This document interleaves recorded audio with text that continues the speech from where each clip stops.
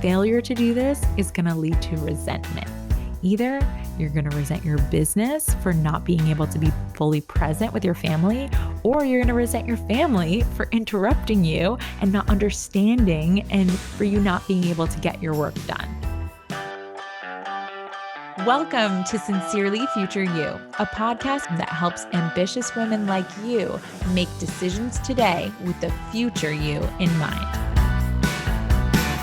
All right, Hapsters, welcome back. Let's talk about the episode we have for you today, which is preparing your business for the holidays. I know. It feels like the holidays are still a little ways off, but this is how you get to approach the holidays in a calm manner, is by preparing. So I wanted to make sure that we did this episode with enough time for you to get going. So at the end of this episode, you should have a full TBS list, to be scheduled list, for all of you newbie listeners, that will ask you, what are all of the things that I need to, all of the questions that I need to answer, all of the things that I need to do, all of the things that I need to delegate in order to hit my year off goal, be fully unplugged in the ways that I want to be unplugged, staff it, come back from the holidays without stress, and to take things off the table that I really don't need to be doing over the holidays while people are off. But before I get into that, I want to talk to you about an upcoming offer. Enrollment is coming. Can you feel it in the air? It's like fall should start to symbolize happening sessions. Enrollment is coming. I really actually want it to be like the pumpkin spice latte is coming back. Okay. It's like, the day that it drops, you're like, oh, fall everything, Hapster everything. Are you guys ready? I truly believe that if you're a woman who also owns a business, happening sessions is a no-brainer investment for you. I was doing a CEO level evaluation on my last launch, which is something that I have all of my clients do to get to thinking in the math and the facts rather than their drama. So I was doing it on my own business, as I do with all of the tools that I teach. And the last launch, it came close to selling out, but it didn't. And I discovered something in my evaluation that I've done really well in the past that caused me to very quickly grow my one-on-one practice to a wait list that for some reason I've neglected to do in the past 6 months. And it was just, I hadn't even realized that I stopped doing this. And that is letting you all know specifically where my train is going. Here's what I mean by that. I wanted to share this also because if I'm doing it, I imagine that, of course, some of you guys must be doing this as well. So let's learn from it.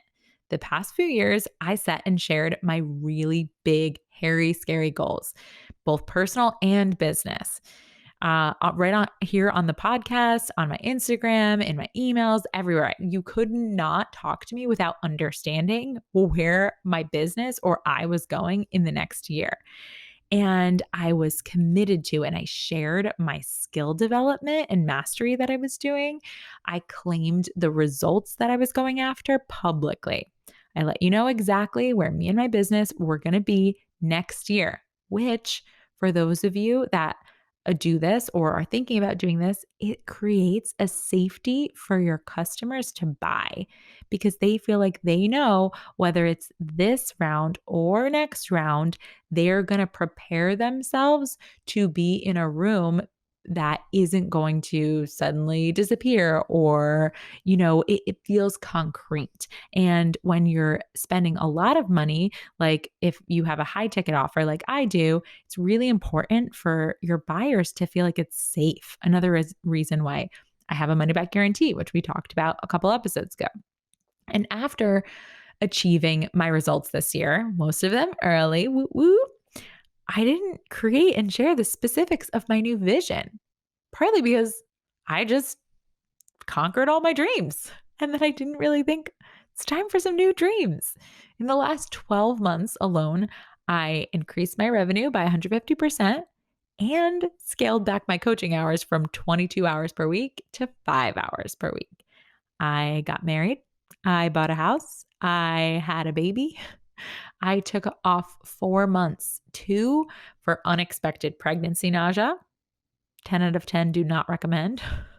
and 2 for maternity leave, where I really got to snuggle and completely unplug with my baby while my business kept running, which was a first for me. I never thought in a million years that, not in a million years, but it always felt very far away that my business would be able to run without me. So I'm here to tell you that if you have something that you want to take a step back for personally from your business, you do not have to be at the multi-million dollar level or even at the multiple 6-figure level in order to do this, in order to set your business up that way. So anyway, that was something that I did, as well as I up-leveled my assets, my tools, my coaching skills through certification and masterminds, and my marketing skills. As my coach likes to say, my coach Brooke, when you dream hard and then you work hard, you can envision things and then just create them. So here is the vision, Hapsters. Here is where my train is going in the next year.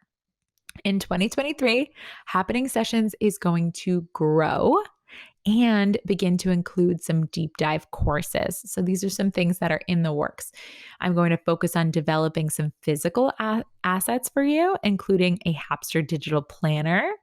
And the 2 of the courses that I really have near and dear to me that will be coming out soon are a course on giving as a way of engaging with your money, and also unlearning people pleasing.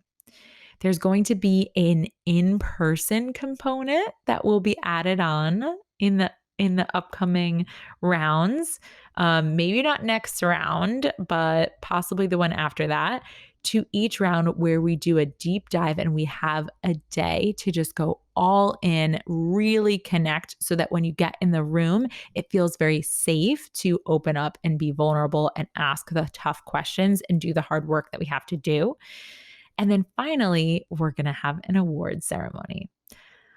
My coach and my coach's coach, and they have award ceremonies, and it's my favorite part of anything that we do. I love watching even before I was ever getting an award, I watched them get awards. When I was in network marketing, I watched the top leaders in our industry get awards, and it was so inspiring to me. I just love hearing people celebrate themselves and explain kind of why and what helped them get there. Celebrating is my favorite. I celebrate Tuesdays like they're a national holiday, and I want celebration to be a curated moment for you all, for all the Hapsters. I want it to be a goal for Hapsters to aspire to, and one for you to remember that feels like the Oscars. So get ready, Hapsters. This train is in motion. Are you coming? Choo choo. Okay. Now let's talk about the episode we have for you today, which is preparing your business for the holidays. I know. Feels like the holidays are still a little ways off, but this is how you get to approach the holidays in a calm manner, is by preparing. Number 1 is making sure you're preparing by planning your time off. People like to do this in reverse, where they like to plan all of their work stuff and then they leave their time off as the afterthought. And this is a problem only because the part of our brain that we use to plan is never going to forget about the work. It's the overzealous, overambitious part of our brain, the prefrontal cortex, that doesn't account for relaxation or mood or slowing down or rest really at all. So we need to make sure that we attend to that first, as if it is our number 1 priority, because it is, right? We need that in order to be able to be productive. And for the holidays, hello, it's a holiday. I think we forget that sometimes with our business. We're thinking about where our business needs to be for the holidays, but also we need to make sure we're accounting for our time off. So these are some questions you need to ask yourself. Are you celebrating just the day of Christmas or Christmas Eve? Or are you taking a longer extended time off? Do you have holiday parties that are going to be coming up? Even if maybe you don't have the invitations, you know that there's typically a holiday party that you go to, or there's a school thing. Can you check the calendar? Can you find out in advance? These are things I only started to do last year, and it was such a game changer for me, because then I wasn't resenting my son's teacher for all of a sudden deciding on a Thursday they're doing a little presentation for Thanksgiving in school, a little show, and I wanted to go to it, but I had calls that day, or I have to break some of my policies and look unprofessional and change things around last minute on my business, or sacrifice a deliverable because I want to go to these things. And when I hear people say that they felt like they were missing out on things, that's only happening because you're not preparing properly your time off. Okay, so answer all of these questions. Go all the way through to New Year's Eve, right? Thanksgiving through New Year's Eve if you're in the States. And also just make sure that it's luxurious. Some of you are going to go on vacation and it will be for 2 weeks. Take whatever time you want, especially if you're planning this for next year. I recommend doing this earlier than just now through the podcast, but we're going to talk about the holidays right now. And then you can use this episode to prepare earlier for next year. And if you know another entrepreneur, and you're listening to this in the future, which of course you are listening to the future, but I mean, in a future year, send this to someone else who also might need to prepare for the holidays in advance. You can be preparing for your holiday season in January for the next year or in July, right? Okay. Make it luxurious. Some of you will be going on vacation and then don't love to unplug the whole time because of the work that you'll have to do when you get back. Depending on your business model or the nature of your business, if that's the case, that's not a problem. There's no need to be all or nothing. You need to completely be on vacation or you need to completely be working the whole time. Just make sure that you're planning it meticulously and intentionally. So what I mean by that is occasionally I will say yes to an extended family trip where I commit still to working 2 to 4 hours in the mornings certain days and then being off the rest of the time, where I commit to getting a certain result done. Make sure you're staying results oriented, right? But make all of these decisions now so that you can set up your holidays with love. Failure to do this is going to lead to resentment. Either you're going to resent your business for not being able to be fully present with your family, or you're going to resent your family for interrupting you and not understanding and for you not being able to get your work done. This way, you're never going to miss out, quote unquote, on holiday fun because you've committed to which events you're all in on in advance and which ones are a no-go. Can you preload some of your work in early November with mastery so that you have a later schedule in late November or December? These are some high quality questions that you can ask yourself to make sure that you are properly accounting for your time off. Okay, number 2, preparation for the holidays. End of year goals. So a lot of you guys set a full year goal. So we know we're coming up on that end of year goal. This is your time to check in and say, am I on track? If you didn't set a revenue goal, that probably means you're new to this podcast. Welcome.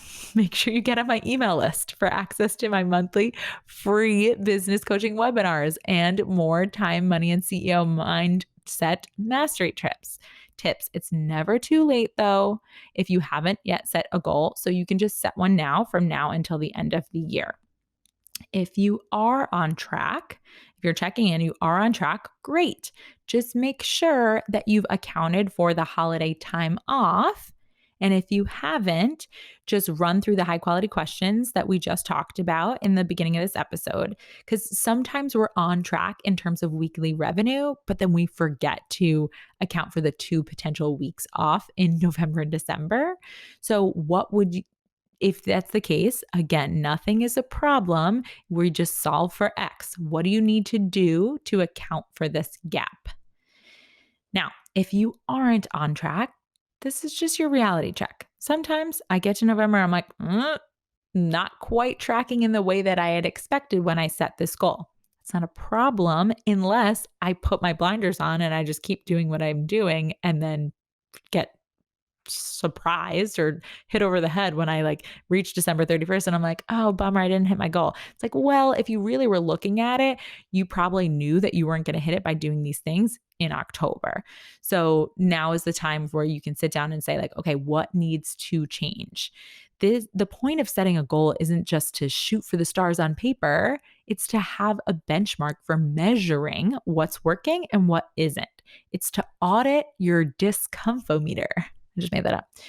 Be honest with yourself, okay? Acknowledge if you're way off neutrally. What I mean by way off is acknowledge if the way that you calculated the math is no longer adding up for you to keep executing the plan without making a change. For example, my plan for the year with my 2 launches had a range of expectations for if I sold out the launches or if I minimum had like 5 people in happening sessions, right? It was somewhere in between for both of those launches. So then after my second launch, I had to reevaluate and say, okay, what needs to change now in order for me to still hit my goals? Am I willing to make less money? And then I just am comfortable with that and I make that decision now? Or am I interested in, bringing on some workshops, doing a speaking engagement, adding on some one-on-one clients? Be honest with yourself, tell yourself the truth, reevaluate the plan, and commit to that being your action plan from here on out. Okay. There's nothing CEO like about just setting this goal and then just putting your blinders on and continuing to do something that isn't working. Okay.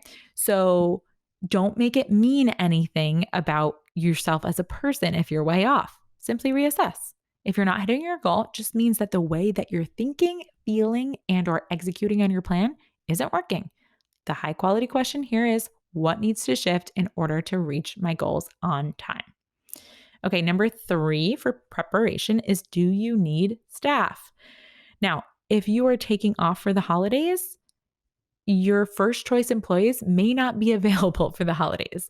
And for some reason, every year there's one of my clients who's like shocked when they ask kind of last minute or they plan for their staff to be working during the time that they're away and they have not coordinated their holiday schedule or they planned, for the person, they're just like, well, they work for me, so they should be just doing what I say. Well, make sure you guys are all on the same page. I like to talk about the holidays way in advance with my team so that I have my staff completely take off for the holidays because that is the type of business that I have. But for some of you, it's not going to make sense. For some of you, you have maybe a restaurant that's open on the holidays or something like that. So you want to make sure that you're staffing that as early in advance as possible. So like I said, when you know this in advance, you make sure that you don't end up in a pickle. Although dreams. I love pickles. I don't know exactly where that expression came from, but it sounds delicious. Okay, number 4 for preparing for your holiday season is have your Q1 planning session. This might be a meeting if you have a team, or it might just be yourself if you're a solopreneur. Just make sure that you're making some decisions about what is happening when you return back. Coming back from the holidays doesn't have to be stressful. People talk about this like it's a given, like, oh yeah, it's like getting back to work. I'm like, it's not. It can feel lovely, just as lovely as any other day of the year if you've made all of the decisions in advance, which is what I love to do and which is what I recommend that you do. The stress of coming back to work is caused by your thoughts of catching up or your feelings of confusion or overwhelm due to that not planning in advance. Even if it's just the first week of January or the week after Christmas or whenever you're taking your break, make as many decisions as you can now. That includes your goals and that includes your schedule for the weeks of coming back. If there's any gaps, who is going to be away, what needs to get done, what deliverables, what are we focusing on? Have that Q1 planning session now, not when you're in Q1.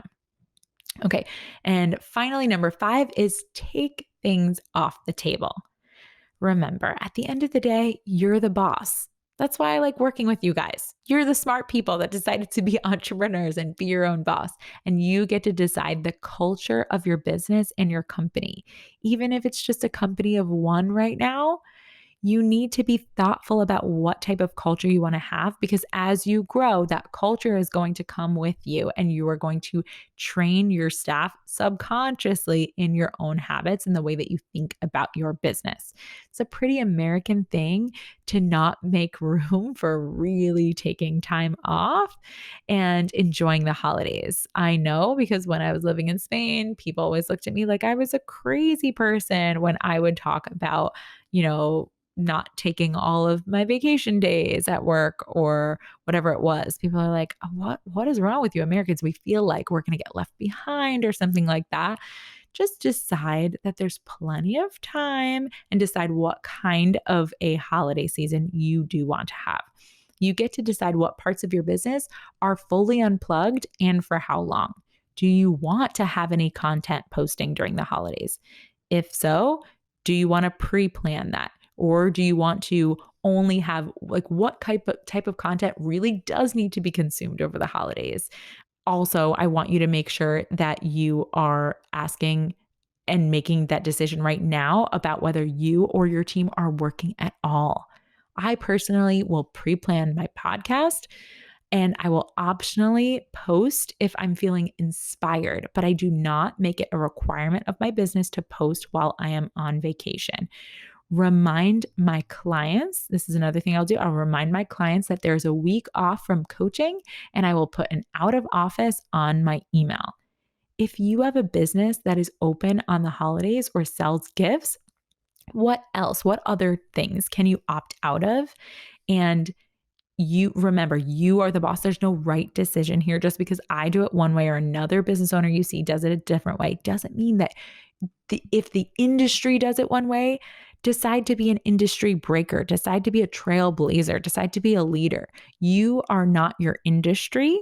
You reflect and you shape your industry. Okay. So make these decisions, put your CEO hat on, decide what you really want instead of feeling obligated and then resentful of your industry and your business because you're not making these decisions consciously. Okay. Decide and then don't look back. So, producer question here from the Bright Sided Studio is, if you are planning ahead, how much time should you schedule to plan for, let's say, the Christmas holiday? And if I don't want to work at all that week, how should I plan ahead for that now? Like, should I block out an hour next week in my schedule to do that? Or should I do like 1 hour next week and 1 hour the week? Like, when should I start implementing that planning cycle? Yes. Okay. So it's a good question that is going to take a little bit of experimenting. For those of you who have had a business that is kind of like a well oiled machine and you have the back end of your business pretty well set up and you have policies and you have a team, maybe this might not take very much planning. It might be something that you can do within an hour because so many of your decisions have probably already been made. So really it's just about like running through it with a fine-tooth comb, thinking big picture about the actual like holiday week, zooming out, zooming in. I always say like you got to make sure like what does the day-to-day look like? Who are the people on the ground? And then zooming out like what actually do I want my clients to be doing and or feeling or thinking during this holiday season? Do I want them to be showing up and consuming my content, or I want them to be unplugged?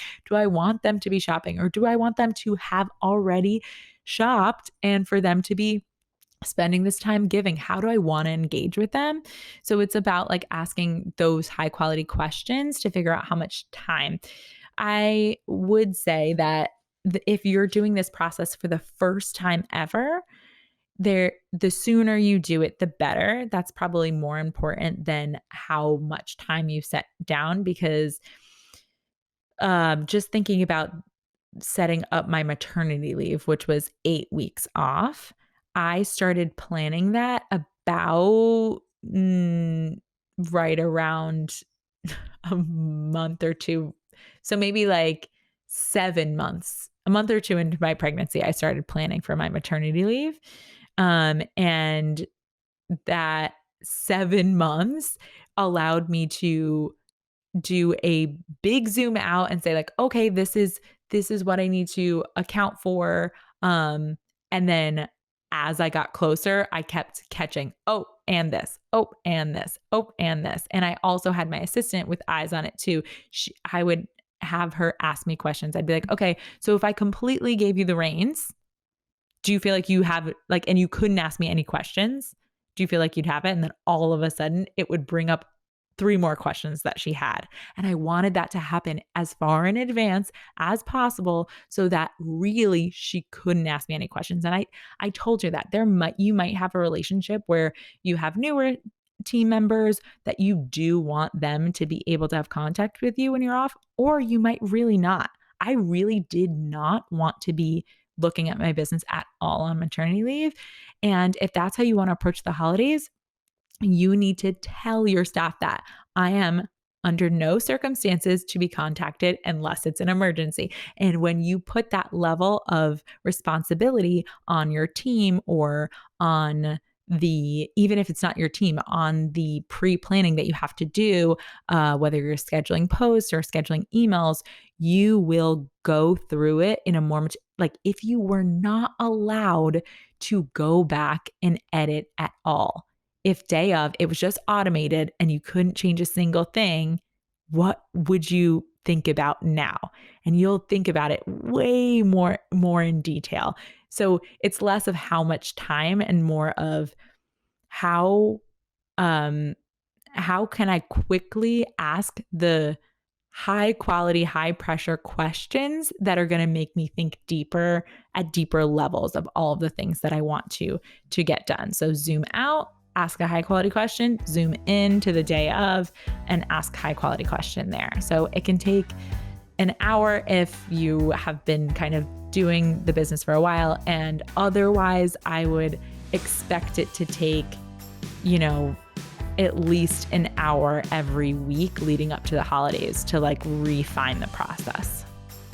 I wish you the most lovely holiday, but more importantly, a lovely day, whatever day of the year it is, whether it's January or July or Tuesday or Friday. You can set up your business and your future to be stress-free. All right, you guys have a beautiful weekend. Bye-bye. Hey, Hapsters. If you want to learn more about today's topic, head over to what'shappening.com/podcast.